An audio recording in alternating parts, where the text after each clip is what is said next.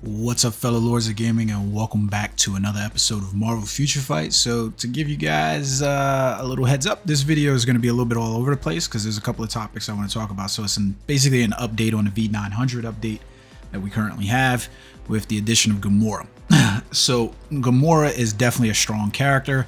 I've recently got her up to level 80, and I hit an interesting point with the game, right? So I've got Gamora. She's level 80. She's good at level 82. I don't even have her quite built out, and I stopped. Like, cold turkey, just stopped in the building process of her at level 80. And the truth of the matter is, it came down to, like, for me thinking like, hey, I don't have the resources, so like I don't have the materials to essentially push this character to level 80 and then potentially push another character to level 80. Like, so for instance, like right now you're in that stop hold kind of space, right? So if, for instance, let's say next month Spider-Man Miles Morales comes out and he's getting a tier 4 or something like that, right? Do I have the ability to hit a Miles Morales tier 4? Probably not. Like, that's the truth of the matter, right? If I was gonna go and say, like, you know, Adam Warlock was gonna get announced this week or something like that, and we were gonna get a part 3 to the Guardians of the Galaxy update, do I have enough resources in here to tier 4 an Adam Warlock? Probably not. So it came down to like, okay, to level this character's gear up, I'm gonna have to spend a crap ton of my carbonadium that I have and my Souls of the Faultine. I don't have the ability. The only way for me to basically ensure that I could reach those caps is to basically spend, right? Like, I just have the option to spend. And that's not what my account is. I don't spend, I'm not going to sit here and pretend that I don't spend money, but I don't spend money in that level of effort for this game. Like, you know, to go out here and basically be able to roll in those tier 4s every month, you would have to be purchasing something like this $99 pack for, you know, a month to be able to get these 3,000 Souls of the Faultine, these 3,500 carbonadium, and these life seeds, because it basically takes you like 2,500 of these life seeds to basically like hit that mark, and it takes you probably like just about 3,000, 3,500, if not 4,000 to be able to hit the other marks. So So I don't know. I stopped on it mostly because, like, you know, we do have a toon collector on our hands, right? And it's basically toons. So when I look at the list of characters that I potentially have to play at that, you know, speed type character, like, am I going to actually use her? Like, you know, like, she is strong without a doubt. But what content do I have to use her? Now, I think you could run into a very like finicky place, because you can be like, yeah, well, speed tier 3s, you know, they're gonna be there, and like in terms of female speed tier 3s, we don't have a whole lot of them that we could basically leverage. And I was like, you know what, Luna Snow could be on the horizon, and I cannot for the life of me imagine OG Luna Snow not getting the, you know, the treatment and being pumped in there. And that just kind of pulled me back. I don't know why, but I don't have the wherewithal right now to like pop that tier 3 trigger on a Gamora. Like, she's not a character that's like, you know, bang for my buck, like I'm gonna play her every day. Like, these characters, I get full use out of these characters every day. Like, I play these characters every day. A lot of the characters in there I just don't play. Same thing for Star-Lord, right? Star-Lord was a great lead character inside there. I really love the character. You don't believe me, you know, my second marriage, God, I'm like Ross. I literally had a commission uniform for Star-Lord to propose in, and like, but I don't have the nerve to pull the trigger on that blast tier character. Didn't have the nerve to pull it on him or him either. So, like, you know, Magneto or Professor X, because it's like, it's got to be a character that I'm going to use every day or could be used multi-lane inside content, and these characters just weren't hitting the mark for me, so I didn't level them up. Now, that is what that is, right? But that comes into the problem. Like, why are they introducing content like Otherworld Battle, for instance, that just doesn't really hit the mark of having characters that players can use across the board. So like for instance, the battle pass for Otherworld Battle, I've already eclipsed it. I've completed it. I didn't spend any money in terms of like trying to accelerate this or anything else like that. I basically went, did all my weeklies and did all my season content, did all my, you know, started doing my weeklies and my dailies, and the content's complete. We still got 32 days left in the season. And you know what the messed up part about this is I've faced the same damn teams repeatedly so many times. It's ridiculous. You can see here, it's not like I'm like, you know, hitting the mark over here. Like, you know, I got 452 wins and 508 defeats. So I'm losing more than I'm winning inside here, right? Because there's going to be no way I can compete in this game mode against the whales, right? Like, my extra swords aren't complete at all. So like when you go inside here, you look at what my extra swords look like, it's not the best, you know what I mean? Like, but I'm seeing this same exact team or some amalgamation of this team. Like if you don't have Carnage at tier 3 like that, then you're probably using somebody else. But like if you're looking at my team, I basically use the same group of people. Like I could, you know, go in there and try to max out Carnage so that way I could have that tier 3 there, but I don't have his artifact, right? Is it going to really make all that much a difference? Like the rewards that I'm going to get, are they really worth it? So here we are with 32 days left in the season, and we get to a point where it's like, I don't really have a reason to grind any harder. Like even if you were to go over inside of your extra swords update, right? And I was to go to my management, I am basically building swords that, you know, I can like, can I use these swords? But realistically, unless you just happen to get very lucky or you pay into the system to get there so that way you can get some of these runes and stuff like that, there's no way for me to fundamentally basically ensure that I'm going to increase my successes of, you know, getting any one specific rune to hit the mark, right? Because if I wanted to jump in here and say, hey, I'm going to use 11 of these to do this, it's basically accounts for like a mere like, you know, 25% versus the entirety of the 6, right? So like it's like a 25% increased chance versus the rest of these. It takes like 1% off the rest of them, you know, like that's essentially what you're looking at, right? It's like it's a 25% chance. Like, so you're like running into this functional area where it's like, until I can build up enough of these irradiant runes to give me an even higher percentage chance at like 35%, then I'm not going to be able to hit these marks either. So like essentially I fall into the same pivot hole that I normally would fall in for timeline battle. I come inside here, I basically hit get ready, and then I basically hit search for opponent, and then I just let it go off to the thing until it does its own thing. Like I don't even care. It's like it becomes mind-numbing work, right? There's nothing in here. Like you go into the battlefield shop, I've purchased the battlefield icons and things like that that I would potentially use for the characters to basically increase them. Like some of these buffs, they're not gonna really, you know, matter as much inside there, like, you know, because the effect really doesn't seem to work in the way you would think some of them would. Now, could I go in here with some of the items that I have and I could purchase like some of my upgrade materials and stuff like that to essentially, you know, get the items that I need to get, like, you know, to hopefully, like, you know, for instance, I can get 600 more Souls of the 14, or I can get some Carbonadium or something like that. Yeah, I could do those, but essentially I end up with a new game mode that doesn't facilitate my roster of characters. I essentially have one game mode in the entirety of the game, well, 2 game modes in the entirety of the game at this point that facilitates my roster of building up characters, or the incentive that I have to build up characters.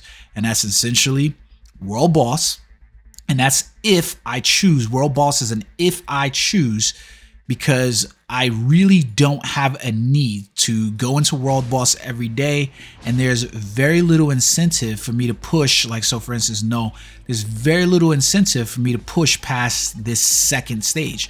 The rewards that I get from this second level do not change regardless of whether I go up to stage 20, stage 49, stage 84. It's the same.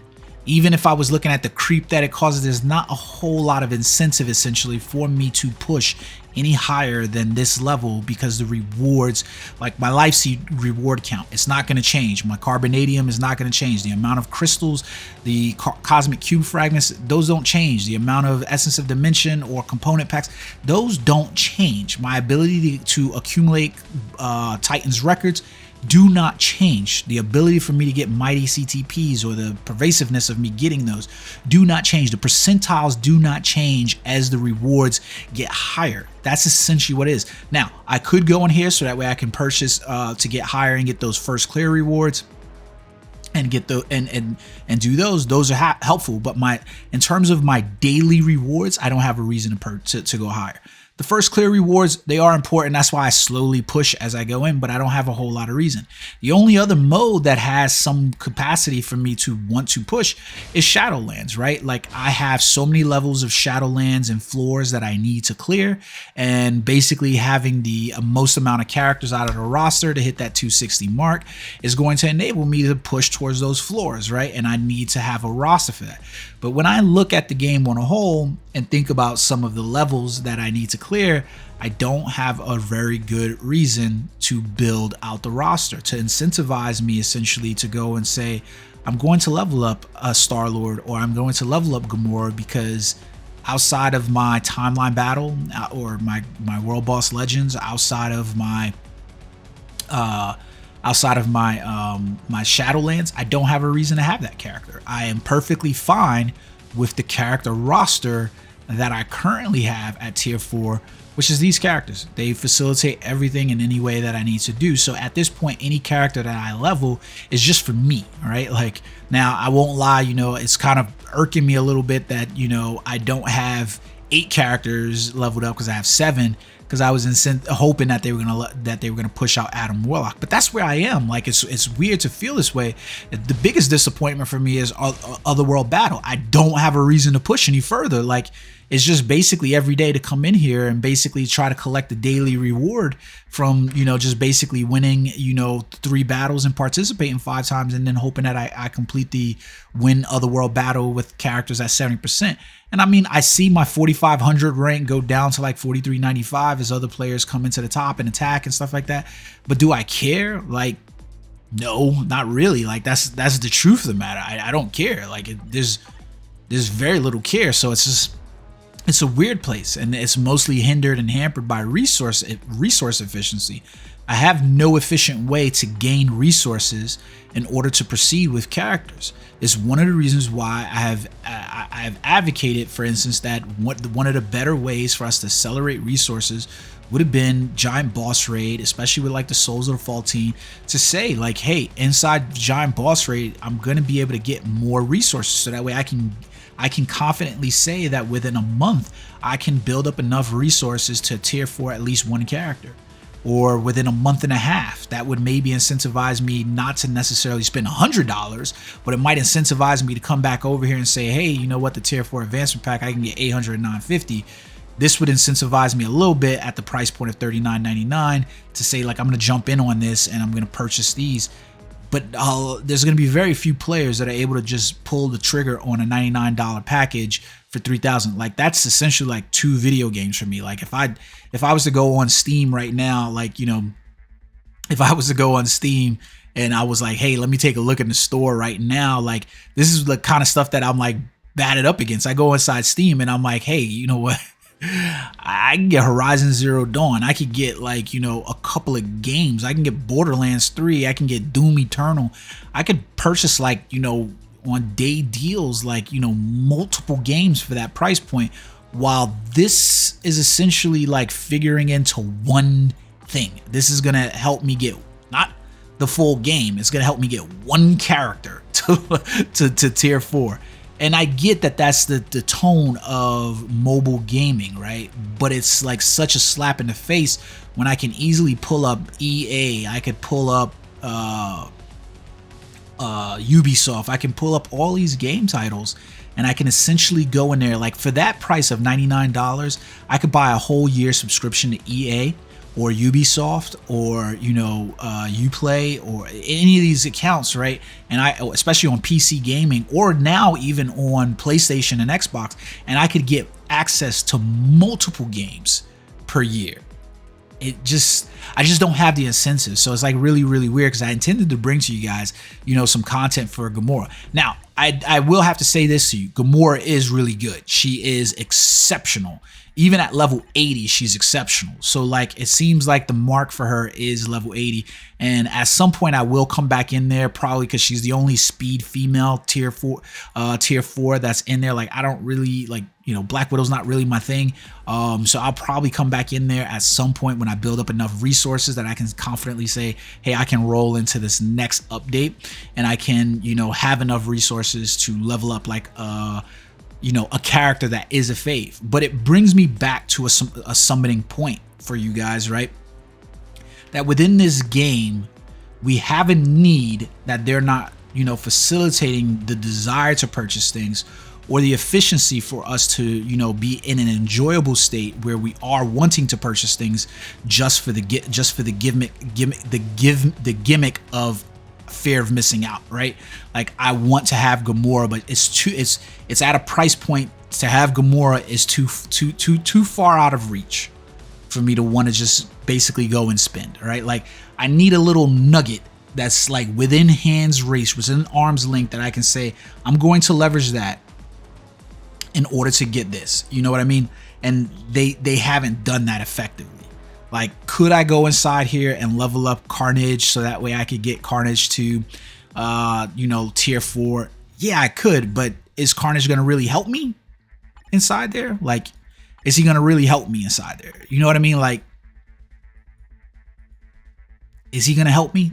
Probably not. Like, that's the case of the matter, right? Like, maybe if I had his artifact, maybe if, like, there's too many things out of reach to make me like, yeah, I want to spend $5.99 here, $10.99 here, $11.90, $12.99 here, $10.99 here to do this, $9.99 this, $9.99 that, to just like piecemeal me to, by the end of the day, I've realized I've spent $100, right? Like, if I was to come over here and I was a new gamer for Steam and I was like, hey, I'm going to spend $4.79 because I get to play Dragon Age Inquisition. You know what? I'll spend another $14.99 because I want to try out Mass Effect, Legendary Edition. $2.90. Like, you can go on a spending spree in here and quickly not realize you spent $100 until you've spent $100. And be like, yo, but you won't feel mad because at the end of the day, you go in here and you look at your library and you're like, yo, my library list is full. And you're like, yeah, I got a bunch of things I can play inside here. So I don't know. It's like a weird benchmark for us to sit in with the game. I wish that I could bring you guys more content for that, because I know that there's other content creators like Cynic Alex and Beast Mode Gaming and Free to Play who invest money into the game and they're able to deliver you content for tier 4s and stuff like that. But I'm not at that point yet with my channel to be able to do that. So if you like the videos, hit the like and subscribe button. Until next time, peace.